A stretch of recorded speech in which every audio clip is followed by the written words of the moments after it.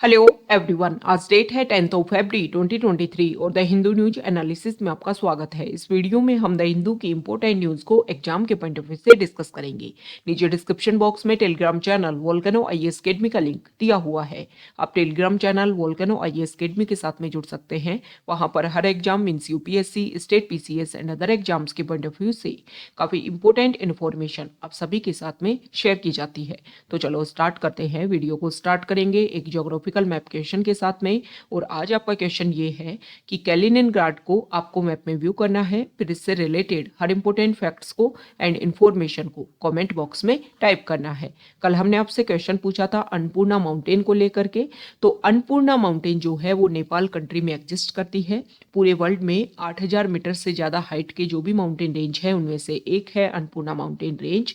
और इसको killer mountain के नाम से जाना जाता है क्योंकि यहाँ पर सबमिशन के टाइम में फर्टिलिटी रेट जो है वो काफी ज्यादा देखने को मिलती है। अब ये न्यूज में क्यों बना हुआ था, तो हमारे इंडिया के फर्स्ट इंडियन माउंटेनियर जिनका नाम जो है वो आपको ध्यान में रखना है, नाम है स्कालजांग रिग्जिन। ये जो है इन्होंने विदाउट सप्लीमेंटल ऑक्सीजन के ही ये जो अन्नपूर्णा पीक है, माउंट अन्नपूर्णा पीक जो है इसकी चढ़ाई की, जिसकी वजह से ये जो माउंटेन रेंज जो है वो भी न्यूज में बनी हुई थी। और ये जो इनका नेम है, इन माउंटेनियर का जो नेम है, ये भी आपको ध्यान में रखना है। तो अन्नपूर्णा माउंटेन रेंज की जो लोकेशन है उसके बारे में हमने डिस्कस किया। द हिंदू को डिस्कस करने से पहले हम डिस्कस कर लेते हैं यूपीएससी प्रीलिम्स 2023 को टारगेट करते हुए जो वोल्केनो टीम आप सभी के लिए एक नया प्रोग्राम लेकर के आई है 100 डेज प्लान का। तो वो स्टूडेंट जो 2023 में यूपीएससी प्रीलिम्स का एग्जाम दे रहे हैं उनके लिए काफी ज्यादा बेनिफिशियल है। आपके प्रीलिम्स का जो सिलेबस है इस प्लान के अंडर वो कंप्लीट करवाया जाएगा। आपको डेली बेसिस पर हम इस प्लान में जो है वो आपको डेली बेसिस पर आपके स्टैटिक पार्ट और करंट अफेयर पार्ट का टारगेट देंगे। आपको वो टारगेट कंप्लीट करना है और फिर उस टारगेट को कंप्लीट करने के बाद में उसी टारगेट से रिलेटेड डेली बेसिस पर आपको एमसीक्यू क्वेश्चंस भी प्रोवाइड करवाए जाएंगे। मतलब आपका सिलेबस तो कंप्लीट होगा ही इस प्लान के अंदर, साथ ही साथ में आपको एमसीक्यू क्वेश्चंस की भी एनफ प्रैक्टिस होगी। मतलब आपकी टेस्ट सीरीज का जो प्रॉफिट है वो भी आपको यहाँ पर देखने को मिलेगा। तो आप इस प्रोग्राम को ज्वाइन कर सकते हैं अगर आप 2023 में यूपीएससी प्रीलिम्स का एग्जाम दे रहे हैं। तो 15 फरवरी से ये जो प्लान है वो स्टार्ट होने वाला है। इस प्रोग्राम को ज्वाइन करने का लिंक जो है वो डिस्क्रिप्शन बॉक्स में अवेलेबल है। अर्ली 50 स्टूडेंट्स के लिए जो प्रोग्राम की फी जो है वो 2500 रुपीज है और उसके बाद में कॉमन चार्जेस जो है वो 3000 रुपीज रहेंगे। कंप्लीट प्लान के चार्जेस है मंथली बेसिस पर नहीं है। मतलब ये 100 डेज का जो प्लान है उसके चार्जेस रहेंगे 2500 रुपीज। ओके, द हिंदू को अगर हम डिस्कस करें तो फर्स्ट इंपॉर्टेंट न्यूज है द हिंदू के फ्रंट पेज पर। और यहाँ पर देखो, राज्यसभा में जो हमारे प्राइम मिनिस्टर हैं वो डिस्कस कर रहे थे मोशन ऑफ थैंक्स को लेकर के। मतलब प्रेसिडेंट का जो एड्रेस देखने को मिला उसको लेकर के यहाँ पर डिस्कशन किया जा रहा था। हमारे प्राइम मिनिस्टर जो है उन्होंने यहाँ पर इंपॉर्टेंट कुछ स्टेटमेंट दिए, कुछ बातें गवर्नमेंट की रखी, कुछ इनिशिएटिव्स की बात की। तो यहाँ पर जो अपोजिशन पार्टीज है वो एलिगेशन लगा रही थी गवर्नमेंट के ऊपर कि प्रेजेंट टाइम में जो आपने भी न्यूज़ में सुना होगा जो हिंडनबर्ग रिपोर्ट आई है किनको लेकर के, रानी को लेकर के, तो उसको लेकर के यहाँ पर प्रोटेस्ट किया जा रहा था। तो उन्होंने देखो कुछ इंपॉर्टेंट बात बोली कि जितना आप कीचड़ उछालोगे उतना ज्यादा जो है कमल वो ज्यादा से ज्यादा खिलेगा। ये हमारे लिए इंपॉर्टेंट नहीं है, हमारे लिए इंपॉर्टेंट है मोशन ऑफ थैंक्स। ओके, ये क्या होता है तो इसको समझने के लिए हम थोड़ा सा बैकग्राउंड समझेंगे, तब जाकर के आपको मोशन ऑफ थैंक्स जो है वो समझ में आएगा। देखो हमारा कॉन्स्टिट्यूशन जो है उसमें आर्टिकल 87 है और आर्टिकल 87 जो है वो बात करता है हमारे प्रेसिडेंट के स्पेशल एड्रेस की। अब ये प्रेसिडेंट का स्पेशल एड्रेस जो है वो कब होता है, तो देखो जब भी जनरल इलेक्शन हो, हाउस ऑफ द पीपल मतलब लोकसभा के जब भी जनरल इलेक्शन होते हैं उसके बाद में जो पहला सेशन होता है उस टाइम में हमारे प्रेसिडेंट जो हैं वो हमें स्पेशल एड्रेस करते हैं हमारे पार्लियामेंट को। और इसके अलावा एवरी ईयर का जो फर्स्ट सेशन होता है, फर्स्ट सेशन जो होता है, और फर्स्ट सेशन कौन सा होता है हमारे यहाँ पर बजट सेशन होता है। तो उसमें कोई भी प्रोसीजर स्टार्ट करने से पहले हमारे प्रेसिडेंट का क्या होता है, स्पेशल एड्रेस होता है। और ये स्पेशल एड्रेस की बात की गई है आर्टिकल 87 में। ओके, तो आपको ये जो स्पेशल एड्रेस है इसको आप, क्योंकि एनुअली फीचर पर होता है, अगर हम एवरी ईयर देखें या फिर अगर जनरल इलेक्शन के बाद में देखें तो एवरी 5 ईयर के बाद में होता है। तो इस तरीके से इसको स्पेशल एड्रेस जो है वो बोला जाता है। अब देखो इसमें क्या होता है कि आपके मन में क्वेश्चन आएगा होगा कि मान लो एवरी ईयर का जो फर्स्ट एड्रेस है उस टाइम जो है वो हमारा हाउस ऑफ पीपल मतलब लोकसभा जो है वो डिजोल्यूशन मोड में है, तो क्या उस टाइम जो है स्पेशल एड्रेस होगा एवरी ईयर? बिल्कुल। 1977 की अगर हम बात करें तो उस टाइम जो हमारी लोकसभा थी वो डिजोल्व थी उस टाइम। तो राज्यसभा का जो फर्स्ट सेशन था उस साल का 28 फरवरी 1977 को ये फर्स्ट सेशन हुआ, और इसमें प्रेसिडेंट का जो एड्रेस है वो नहीं देखने को मिला। मतलब विदाउट प्रेसिडेंट एड्रेस जो है, अगर लोकसभा नहीं है, अगर लोकसभा नहीं है तो प्रेसिडेंट का जो एड्रेस है वो नहीं देखने को मिलेगा, और उसके बिना भी राज्यसभा का जो सेशन है वो रेगुलर हो सकता है। ओके, तो ये हमने डिस्कस कर लिया कि प्रेसिडेंट का स्पेशल एड्रेस होता है। अब इसके बाद में क्या होता है, ये स्पेशल एड्रेस जो होता है इसमें गवर्नमेंट की इनिशिएटिव, गवर्नमेंट का क्या, किन किन पॉइंट्स के ऊपर गवर्नमेंट किस तरीके से काम कर रही है, गवर्नमेंट को एक तरीके से रिप्रेजेंट किया जाता है इस स्पेशल एड्रेस में। आपने देखा होगा सेम इसी तरीके का प्रोसीजर होता है स्टेट में, और गवर्नर जो है वो स्पेशल एड्रेस करते हैं। ओके, तो आपने अभी हमने न्यूज़ भी डिस्कस की थी कि तमिलनाडु में जब वहाँ का असेंबली का जो प्रोसीजर स्टार्ट हो रहा था तो गवर्नर को वहाँ पर एड्रेस करना था। जिसमें गवर्नर ने, क्योंकि ये जो एड्रेस जो इसका जो स्पीच होता है ना वो गवर्नमेंट के द्वारा तैयार किया जाता है, तो वहाँ की तमिलनाडु गवर्नमेंट ने उसको प्रिपेयर किया और गवर्नर ने उसमें कुछ चीज़ें जो हैं वो चेंज कर दी थी। ओके, जिसके बेसिस पर काफ़ी ज़्यादा वो न्यूज़ में बना हुआ था। तो वो स्पेशल एड्रेस जो है वो स्टेट में देखने को मिलता है, स्टेट में भी देखने को मिलता है, इसी तरीके सेंटर में। तो गवर्नमेंट का एक तरीके से ये प्रोसीजर होता है जिसको प्रेसिडेंट जो है वो रिप्रेजेंट करते हैं पार्लियामेंट में जा करके। अब इसमें गवर्नमेंट की बात होती है, गवर्नमेंट के इनिशिएटिव, गवर्नमेंट की पॉलिसी जिन सभी को रखा जाता है। तो ये जो स्पेशल एड्रेस जो होता है, प्रेसिडेंट का जो एड्रेस होता है उसको एक तरीके से पास करवाना होता है, और जो पास करवाने का जो प्रोसीजर होता है, जो मोशन होता है, उसको बोलते हैं मोशन ऑफ थैंक्स।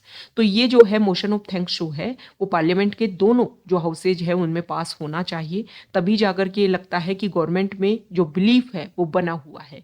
अगर ये पास नहीं होता है, मोशन ऑफ थैंक्स जो है पास नहीं हो पाता है, तो ये माना जाता है कि गवर्नमेंट में जो बिलीफ है वो कम हो रहा है। ओके, तो इंपॉर्टेंट इंस्ट्रूमेंट है, इंपॉर्टेंट इनिशिएटिव है मोशन ऑफ थैंक्स। इसके बारे में जो बेसिक प्रोसीजर है वो हमने डिस्कस कर लिए हैं। नेक्स्ट इंपॉर्टेंट आर्टिकल है, तो यहाँ पर आंध्र प्रदेश जो हमारा स्टेट है वहाँ की एक फैक्ट्री और उसमें एडिबल ऑयल टैंक जो है उसको क्लीन करवाया जा रहा था, जिसमें 7 लोगों की डेथ हो गई दम घुटने की वजह से। ओके, तो यहाँ पर क्या हुआ कि देखो इन टैंक में एडिबल ऑयल जो है फिल किया जाता होगा, कुछ ऐसी गैसेज का फॉर्मेशन यहाँ पर देखने को मिला होगा जिसकी वजह से इशू क्रिएट हुआ।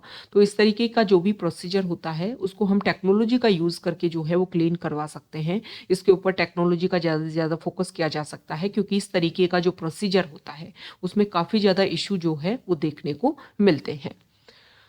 नेक्स्ट इंपॉर्टेंट आर्टिकल है, हम एडिटोरियल पेज पर डिस्कस करेंगे, और यहाँ पर जो आर्टिकल है वो इंडिया और फ्रांस की पार्टनरशिप को लेकर के है। राइटर ने यहाँ पर प्रेजेंट किया है कि इंडिया और फ्रांस की जो पार्टनरशिप है, जो रिलेशन है, बायलैटरल रिलेशन, उनको 25 ईयर कंप्लीट हो गए हैं। 1998 में इंडिया और फ्रांस ने अपने जो ये ट्रिटी है या जो रिलेशन है उनको साइन किया था। यहाँ पर फ्रांस जो है वो इंडिया के लिए क्या क्या बेनिफिट कर रहा है, और इंडिया और फ्रांस जो है किन किन पॉइंट पर साथ काम कर रहे हैं, इन सभी के बारे में यहाँ पर बताया हुआ है। और लास्ट में हम डिस्कस करेंगे कि किन किन पॉइंट के ऊपर इंडिया और फ्रांस जो है वो और ज़्यादा अपने आप को रिप्रेजेंट कर सकते हैं। तो यहाँ पर पहले तो कुछ डाटा रख रखे हैं कि 2021-22 में अगर हम डिस्कस करें तो इंडिया का एनुअल ट्रेड जो है वो 12.42 बिलियन डॉलर का हुआ है, और एक तरीके से फ्रांस जो है वो की ट्रेडिंग पार्टनर के रूप में इंडिया के रूप में उभर करके सामने आया है। और यहाँ पर आप देखो कि अप्रैल 2000 से जून 2022 तक अगर हम देखें तो 10.31 बिलियन डॉलर का इन्वेस्टमेंट जो है वो इंडिया में किया है फ्रांस ने, और 11th लार्जेस्ट फॉरेन इन्वेस्टर जो है वो फ्रांस इंडिया के लिए उभर करके सामने आया है। मतलब इंडिया में जो भी एफडीआई अब तक आया है, फॉरेन डायरेक्ट इन्वेस्टमेंट आया है, उसमें से 1.70% जो है वो रिप्रेजेंट किया जाता है फ्रांस के द्वारा। मतलब इतना इन्वेस्टमेंट जो है वो फ्रांस ने किया है। अब देखो ये तो हमने ट्रेड की बात कर ली। अब अगर हम बात करें तो फ्रांस जो है वो इंडिया के लिए डिफेंस के सेक्टर में काफ़ी ज़्यादा इंपॉर्टेंट रोल प्ले कर रहा है, और इंडिया का एक की डिफेंस पार्टनर के रूप में जो है फ्रांस उभर करके सामने आया है। 2017 से 2021 के बीच में सेकंड लार्जेस्ट डिफेंस सप्लायर के रूप में फ्रांस जो है वो इंडिया के लिए एग्जिस्टेंस में आता है। अब देखो बहुत सारी हमारी डिफेंस डील है, मिलिट्री टू मिलिट्री इंगेजमेंट है, वो काफ़ी ज़्यादा इंक्रीज हुआ है हमारा फ्रांस के साथ में। और फ्रांस जो है फ्रेंच स्कॉर्पियन कन्वेंशनल सबमरीन जो है इसको इंडक्ट करने में इम्पोर्टेंट रोल प्ले कर रहा है, जिसको बना तो हम इंडिया में रहे हैं। 2005 में हमने एक एग्रीमेंट साइन किया था जिसमें टेक्नोलॉजी का ट्रांसफर तो करेंगे फ्रांस और बनाया इंडिया में जाएगा। ओके। इसके अलावा इंडियन एयरफोर्स जो है उन्होंने 36 राफेल फाइटर जेट जो है वो हमने फ्रांस से लिए हैं। टाटा ग्रुप जो है वो भी C295 जो टैक्टिकल ट्रांसपोर्ट एयरक्राफ्ट है इन वडोदरा गुजरात, उसको बनाने में भी फ्रांस का साथ ले रहा है। साथ ही साथ में हमारी जो मिलिट्री जो भी एक तरीके से एक्सरसाइज है उनमें भी काफ़ी इंपॉर्टेंट रोल है, जैसे कि नेवी के लिए वरुण हमारी एक्सरसाइज होती है, जॉइंट एक्सरसाइज इंडिया और फ्रांस के बीच में। एयरफोर्स के लिए गरुड़ और आर्मी के लिए होती है शक्ति। तो देखो ये एक्सरसाइज जो है इनका नाम पूछ लिया जाता है बहुत सारे एग्जाम में, तो आपको पता होना चाहिए कि कौन से कंट्री के साथ में कौन सी मिलिट्री एक्सरसाइज जो है वो इंडिया कंडक्ट करता है। अब देखो यहाँ पर ये तो बात कर ली कि फ्रांस का इंडिया के लिए क्या क्या रोल है। इंडिया और फ्रांस जो है उन्होंने काफ़ी अच्छे अपने रिलेशन मेंटेन करने की कोशिश की है। देखो जब न्यूक्लियर टेस्ट हमने किया था 1998 में, तो उसके बाद में फ्रांस जो है वही एकमात्र ऐसा कंट्री था जिन्होंने नॉन प्रोलिफरेशन ऑर्डर के बाद में भी इंडिया को आइसोलेशन में नहीं आने दिया और इंडिया के साथ में अपने रिलेशन जो है उनको यहाँ पर एस्टेब्लिश किया था। साथ ही साथ में यूनाइटेड नेशन सिक्योरिटी काउंसिल में परमानेंट मेंबर के रूप में फ्रांस जो है वो इंडिया को हमेशा सपोर्ट करता है कि परमानेंट मेंबरशिप जो है वो इंडिया को दी जानी चाहिए। दूसरा अगर हम बात करें तो क्लाइमेट चेंज में भी दोनों कंट्री साथ में मिलकर के काम कर रहे हैं। 2015 का पेरिस क्लाइमेट एग्रीमेंट आपको ध्यान होगा। इस पेरिस क्लाइमेट एग्रीमेंट के बाद में जो है वो इंटरनेशनल सोलर अलायंस जो है वो भी एस्टेब्लिश किया था 2015 में इंडिया और फ्रांस ने मिलकर के। इंटरनेशनल सोलर अलायंस क्या है कि जो सोलर एनर्जी है उसका ज़्यादा से ज़्यादा यूज किया जा सके एनर्जी जनरेशन के लिए, और इसमें ट्रॉपिक ऑफ कैंसर से ट्रॉपिक ऑफ कैप्रिकॉर्न के बीच की जो कंट्रीज़ हैं उनके ऊपर फोकस किया गया कि आप ज़्यादा से ज़्यादा ज्वाइन करो, क्योंकि आप सभी को पता है कि ट्रॉपिक ऑफ कैंसर, ये तो आपको समझ में आता ही होगा ना, हमारी अर्थ है और अर्थ पर कुछ इमेजिनरी लाइन जो है वो ड्रॉ की हुई है।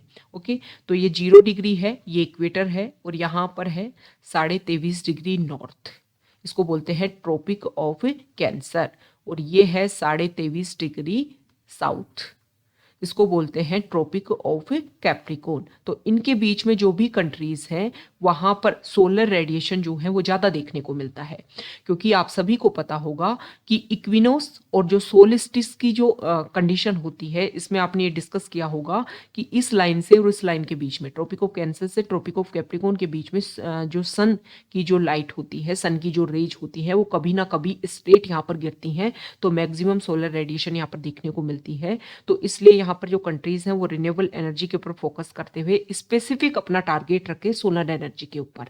ये जो है मेन ऑब्जेक्टिव इस इंटरनेशनल सोलर अलायंस में रखा गया था।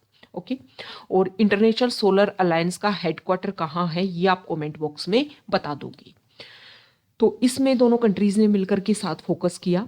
अभी जो है मैरीटाइम टाइज के ऊपर, मतलब इंडो पैसिफिक के ऊपर भी जो है वो 2018 में जब यहाँ पर इंडिया में विजिट देखने को मिली फ्रांस के प्रेसिडेंट की, तो उन्होंने काफ़ी ज़्यादा फोकस किया था कि इंडो पैसिफिक रीजन जो है उसमें दोनों कंट्री मिलकर के अपना एस्टेब्लिशमेंट करे और इसको फ्री एंड ओपन रखा जाए, क्योंकि चाइना का डोमिनेंस क्रिएट हो रहा है, अदर कंट्रीज में अपना एनक्रोच करने की कोशिश कर रहे हैं। वैसे तो अगर हम बात करें तो क्वेड ग्रुप जो है इसके open and free open Indo Pacific region के लिए काम कर रहा है, लेकिन इसमें फ्रांस भी अपना एस्टेब्लिशमेंट चाहता है कि इस एरिया के ऊपर फोकस किया जाए, क्योंकि ट्रेड के पर्सपेक्टिव से इंडो पैसिफिक रीजन जो है वो काफ़ी ज़्यादा इंपॉर्टेंट है। ओके, तो यहाँ पर यूएई के साथ में मिलकर के, यहाँ देखिए यूएई के साथ में मिलकर के फ्रांस और इंडिया इन्होंने काफ़ी इंपॉर्टेंट रोल प्ले किया ताकि इंडो पैसिफिक रीजन के ऊपर फोकस किया जा सके। तो यहाँ पर बताया गया है कि देखो यूक्रेन रशिया वॉर के टाइम में भी इंडिया और फ्रांस जो है उन्होंने अपनी न्यूट्रल पॉलिटी को यहाँ पर एस्टेब्लिश किया, डिस्कशन के थ्रू इस इशू को सॉल्व करने की कोशिश की। साथ ही साथ में इस आर्टिकल में अब समअप करते हुए ये बोला गया है कि देखो इंडिया और फ्रांस के रिलेशन काफ़ी बेहतरीन है, लेकिन हम चाहें तो अदर पॉइंट के बेसिस पर, जैसे एनर्जी, क्लाइमेट चेंज, जो भी डिजीज़ है उन सभी को ध्यान में रखते हुए, इन सभी को काउंटर करते हुए दोनों कंट्री जो है वो अपने रिलेशन को और ज़्यादा आगे ले जा सकते हैं। तो देखो आईआर के पर्सपेक्टिव से काफ़ी ज़्यादा इम्पोर्टेंट हो जाता है। ये सारे इंटरनेशनल सोलर अलायंस जो हैं, पेरिस क्लाइमेट एग्रीमेंट अगर हम डिस्कस करें, और 1998 का जो न्यूक्लियर टेस्ट हुआ उसके बाद में जो सपोर्ट किया, इन सभी पॉइंट्स को आप लिख सकते हो। और ये कितना ट्रेड में, कितना इन्वेस्टमेंट में फ्रांस का रोल है हमारे लिए, कौन कौन सी मिलिट्री एक्सरसाइज हम करते हैं, ये कुछ पॉइंट जो है इस आर्टिकल में से आपके लिए इंपॉर्टेंट हो जाते हैं, ताकि इंडिया और फ्रांस के रिलेशन को अगर लेकर के अगर क्वेश्चन पूछा जाए तो आप इन सभी पॉइंट्स को लिख सकते हो। ओके, नेक्स्ट इंपॉर्टेंट आर्टिकल है, यहां पर न्यूज पेज पर हम डिस्कस करेंगे। और देखो यहां पर ब्रू कम्युनिटी है, उसके बारे में यहां पर बताया हुआ है। देखो हमारे इंडिया का जो नॉर्थ ईस्ट है, नॉर्थ ईस्ट में मिजोरम और त्रिपुरा, वहां पर ये ब्रू कम्युनिटी जो है 1997 से पहले मिजोरम में ये ब्रू कम्युनिटी रहती थी, ब्रू ट्राइब रहती थी।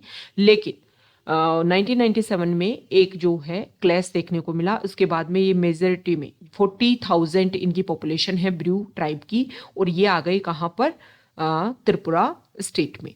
अब त्रिपुरा में जो है प्रेजेंट टाइम में, काफ़ी लंबे टाइम तक इनको कोई वोटिंग राइट नहीं दिए हुए थे, लेकिन अभी जो है त्रिपुरा में जो इलेक्शन होने वाले हैं इसमें इनको जो है वो वोटिंग राइट दिए गए हैं। 2020 में सेंट्रल गवर्नमेंट मिजोरम और त्रिपुरा के बीच में एक ट्रीटी जो है, एक एग्रीमेंट साइन हुआ था, जिसमें फोकस किया गया था ब्रू ट्राइब को लेकर के।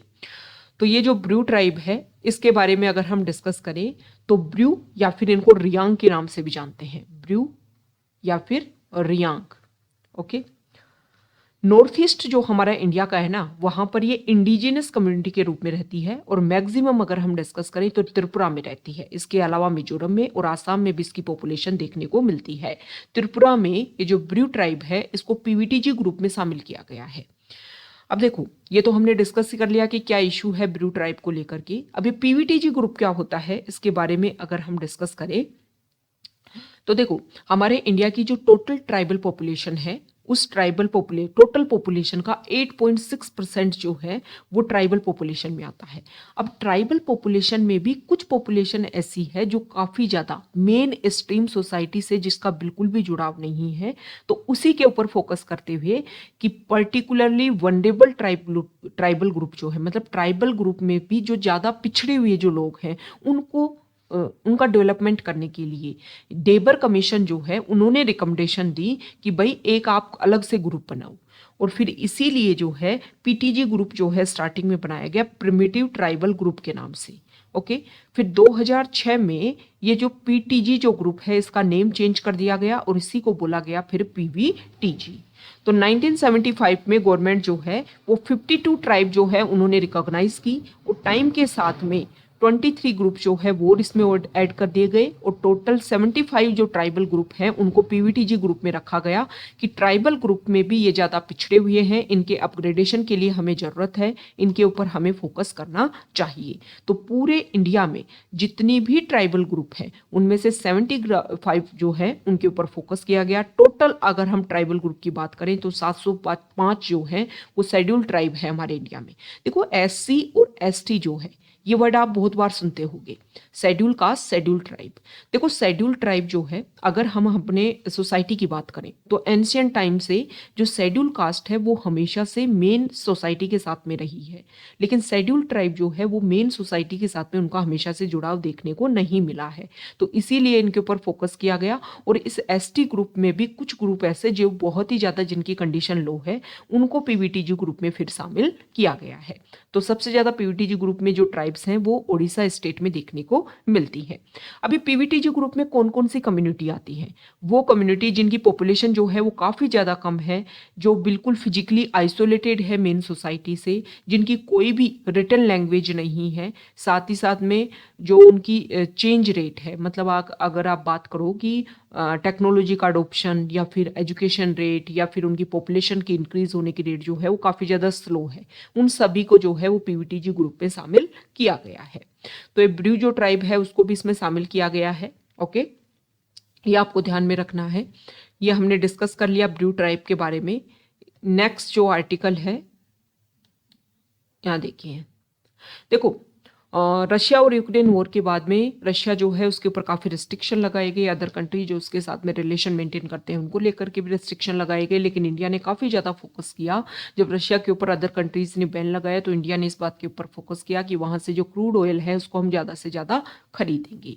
तो यहाँ पर ये देखा जा रहा था कि यूएस जो है वो इंडिया को लेकर के कुछ सेक्शन लगा सकता है, लेकिन यहाँ पर यूएस जो है, अमेरिका के जो ऑफिशियल हैं, सीनियर ऑफिशियल, उन्होंने क्लियर किया है कि इंडिया को जो रशियन ऑयल खरीदने के ऊपर जो है वो कोई भी रिस्ट्रिक्शन नहीं देखने को मिलेगा, क्योंकि इंडिया की जो लोकेशन है ना, प्रेजेंट टाइम में आपने देखा होगा कि एक स्पाई बैलून जो है वो यूएस के मोंटोना वाले एरिया में देखने को मिला, क्योंकि चाइना ने वहां पर उसको इस एक तरीके से एस्टेब्लिश कर रखा था ताकि कुछ सर्विलेंस जो है, कुछ इंफॉर्मेशन जो है वो गैदर की जा सके। तो इंडिया की जो लोकेशन है चाइना को काउंटर करने के लिए काफ़ी ज़्यादा इंपॉर्टेंट है यूएस के लिए। इंडो पैसिफिक रीजन के ऊपर फ्री ओपन रखने के लिए इंडिया की लोकेशन काफ़ी ज़्यादा इंपॉर्टेंट है। तो इसलिए यूएस जो है वो फोकस करता है कि इंडिया के साथ में रिलेशन जो है वो काफ़ी बेहतरीन होना यूएस के लिए भी काफ़ी ज़्यादा इंपॉर्टेंट है। ओके, तो इसीलिए बोला गया है कि हम इंडिया के ऊपर कोई भी रिस्ट्रिक्शन नहीं लगाएंगे, कोई भी सैंक्शन नहीं लगाएंगे अगर वो रशियन ऑयल खरीदते हैं तो ये आज का हमारा द हिंदू न्यूज़पेपर का डिस्कशन था। अगर आप यहाँ तक आए हैं, वीडियो आपको अच्छा लगा है तो प्लीज़ वीडियो को लाइक कीजिए, शेयर कीजिए और चैनल को सब्सक्राइब कीजिए। Okay, thank you.